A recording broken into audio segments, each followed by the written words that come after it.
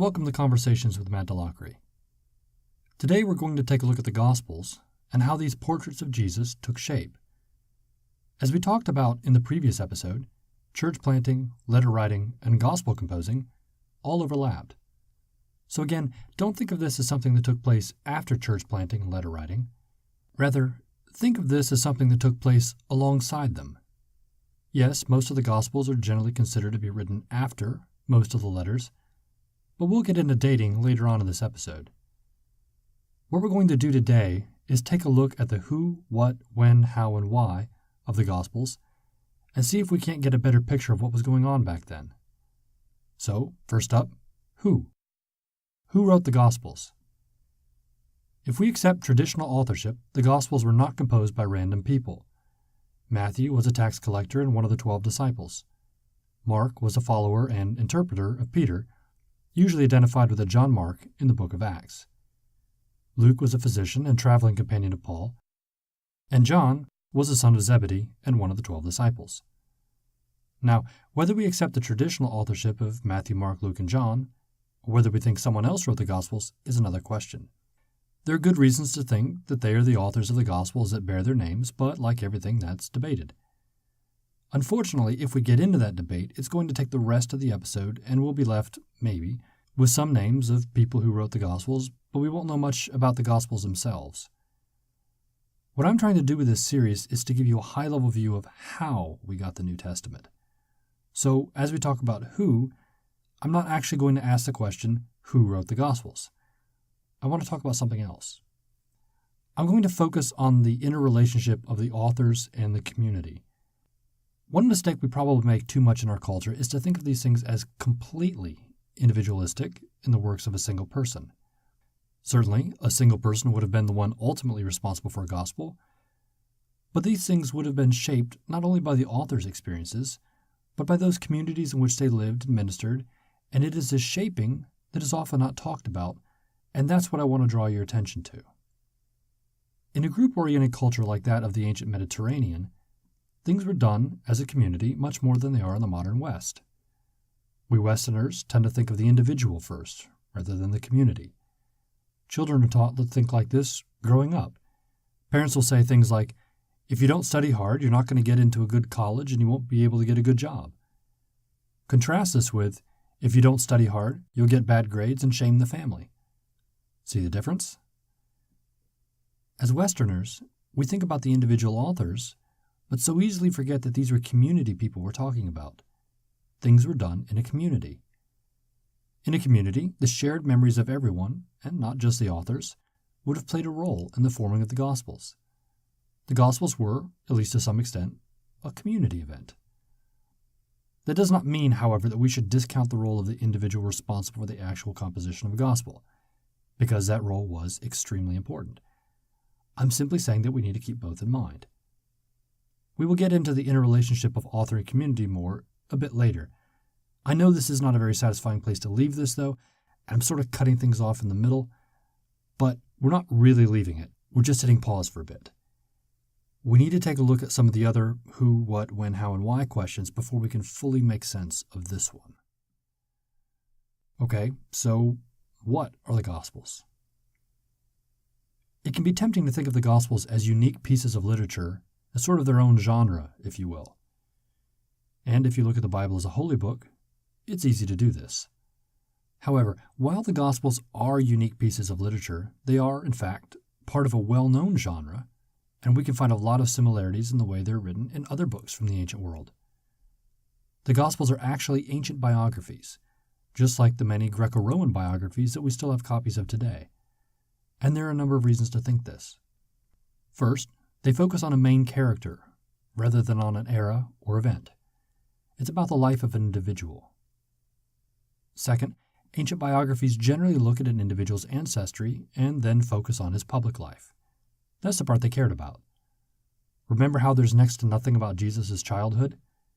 There's a couple genealogies, a couple stories about his birth, and one story about his childhood, but everything else focuses on Jesus as an adult.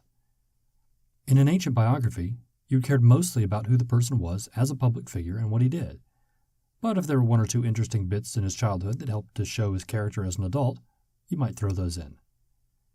It's the adult life, though, that you focused on, and that's what we see in the Gospels. Third, ancient biographies would generally be about 10 to 20,000 words in length. All four of the Gospels are between 11 and 19,000 words. Fourth, the Gospels, like other ancient biographies, would have been presented orally. It would have taken about 2 to 3 hours to perform a Gospel. It would have been sort of like reading them publicly, but a little different. Think about how a good storyteller would do a story. Back then, there was no Netflix. People would tell each other stories like this for entertainment. This was not a new thing created for the Gospels. People would do this with other stories and with other biographies. Finally, the main subject's character would have been illuminated through his words and deeds. You didn't simply tell people this person was courageous or kind. You showed them. Think about movies when you see character development at the beginning. If the character is being presented as courageous, you will see him or her do something courageous at the beginning, so you get a feel for who that person is before the main plot takes over. The format was not exactly the same in ancient biography, but the idea of showing you who a person was the same. So we need to ask the question then, do the Gospels record history or just tell a story? Well, it's not quite that simple. A history would focus on facts and events. A biography would focus on showing you who a person was. It's like the difference between a picture and a portrait. Both show the person, but they do it differently. A picture shows you what the person looks like. A portrait does show you what the person looks like, but primarily it tries to communicate something about that person's character, who he or she is. A portrait is more subjective. You get more of the author's point of view. But you also get something that a picture cannot communicate because the mere shape of a person's face does not tell you who that person is. The Gospels are for portraits.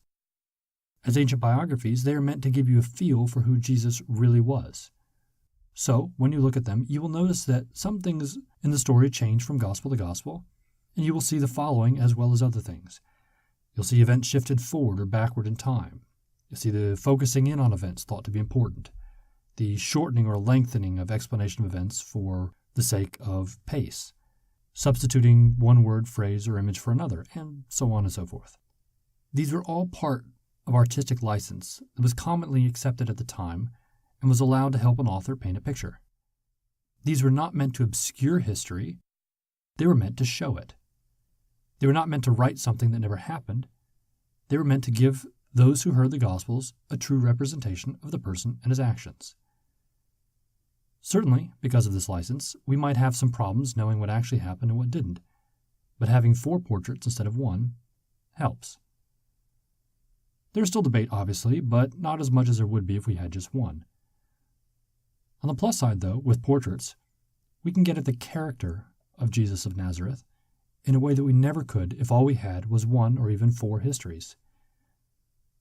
The Gospels show us who Jesus was from 4 different perspectives.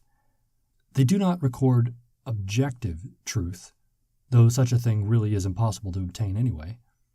Anyone who tells you a story is going to imprint their own bias on it, even by selecting the events that he or she chooses to use in the most stringent of histories. The author is still biasing the history by choosing the events that he or she thinks is most important. There's nothing wrong with this. We just need to understand that this is what is happening. So, what we have are 4 portraits of Jesus. Each of the Gospel authors painted a portrait of their perspective of Jesus, including all the characteristics they thought made him up and spoke to the impact he had. But we should remember, they were painting their portraits for people who already knew who Jesus was, many of whom had heard him preach, some of whom had met him, and a few of whom were the people featured in the stories the Gospel authors talked about. And, in this painting metaphor, there was a degree to which the community influenced the painting, and we'll get to that when we come to the how section, but first we need to look at when. So, when were the Gospels written?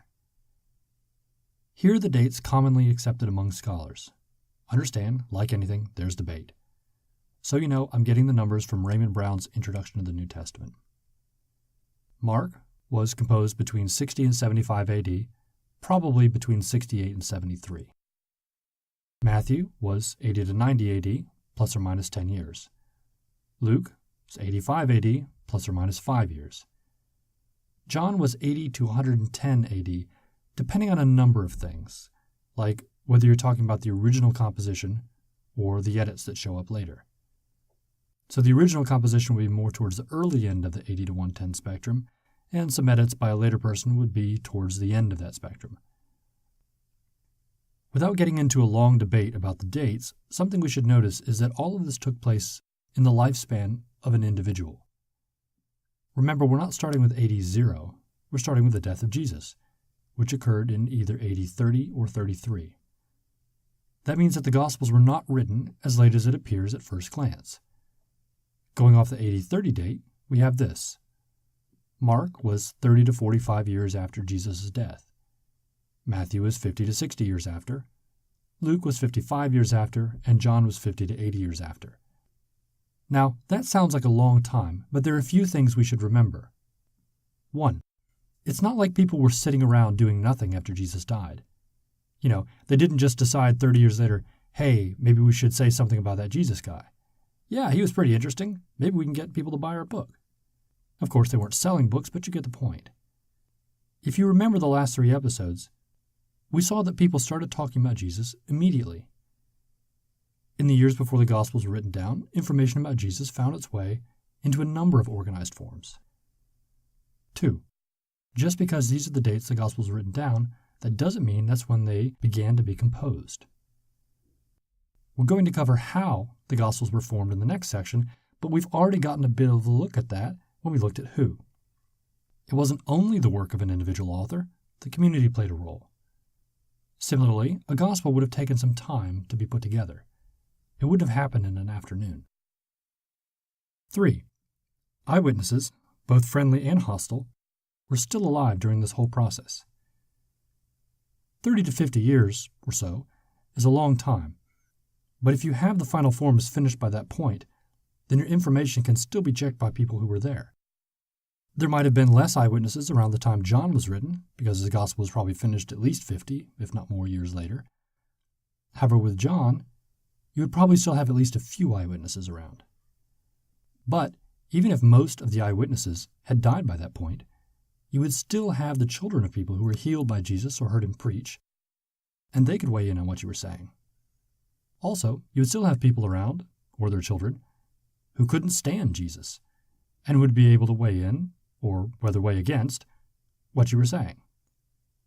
So the Gospels were finished several decades after Jesus died, but they weren't finished several hundred years later, when no one knew what was going on.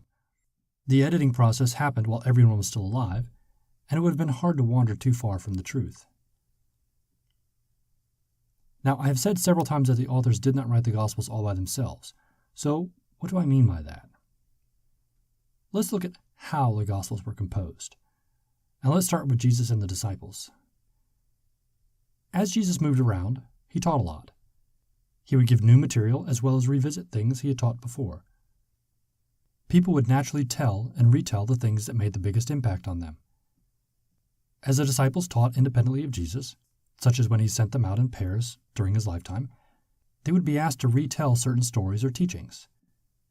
So they would have already been retelling stories about Jesus while Jesus was still alive. They would not have waited until after his death to do this.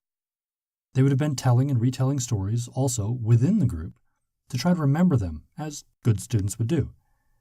And they would have been telling them to outsiders as representatives of their teacher. They also would have viewed themselves as being responsible for teaching what Jesus wanted them to teach, not getting to make up whatever they wanted. That's just what disciples do. That means that what they were going to say later about Jesus was probably already taking shape while Jesus was still alive. So what we have here is a creation of basically 2 separate but interconnected stores of information about Jesus. You have what the authors of the Gospels themselves remember, whether they were disciples or other people, and you have what the communities recorded, some friendly and some not so friendly. Remember, information about Jesus was not something that just his disciples recorded. He was a very charismatic and polarizing person, so people on both sides did talk about and remember him. Now, do you remember what we talked about when we talked about informal and controlled tradition a few episodes ago? It was in the first episode about communicating by word of mouth.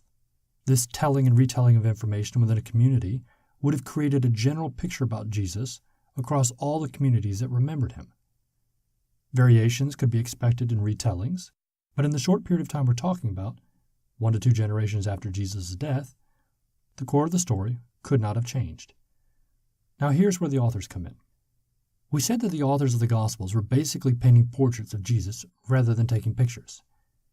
Well, this word-of-mouth information, this community knowledge, formed the backdrop for the painting of the portraits. A community that heard a gospel would have been able to compare it to what they already had.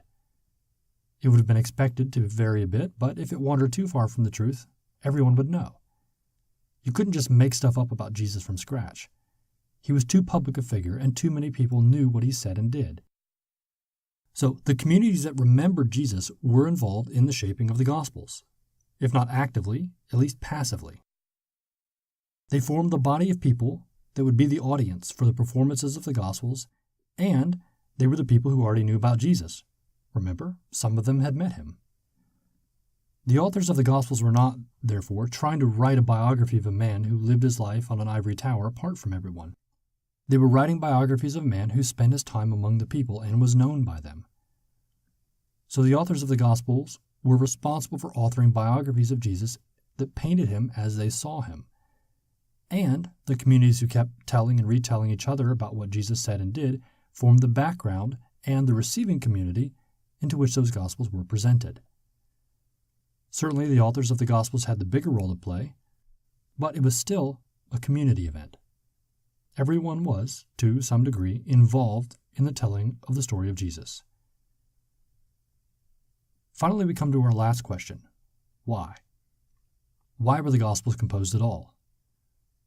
Certainly the disciples, as good students, were communicating what their teacher had told them. Students were expected to remember what the teacher said. That's just what students did. They believed they were receiving teaching that they needed to pass on, but it was more than that. When we look at the Gospels, we don't see an attempt by a few individuals to set out and write a bestseller. That wasn't the point. People had encounters with Jesus, and he made an impact on their lives. And when someone changes your life, it isn't easy to forget. We see in the Gospels people sharing what they believed was an encounter with God in the person of Jesus. To understand why the Gospel authors composed their stories of Jesus and painted them in the particular way they did, you need to read them. The Gospels themselves will give you an answer as to why. Each one presents a particular view of Jesus. Look at who they thought Jesus was and is, and if you encountered that person, wouldn't you tell people about him?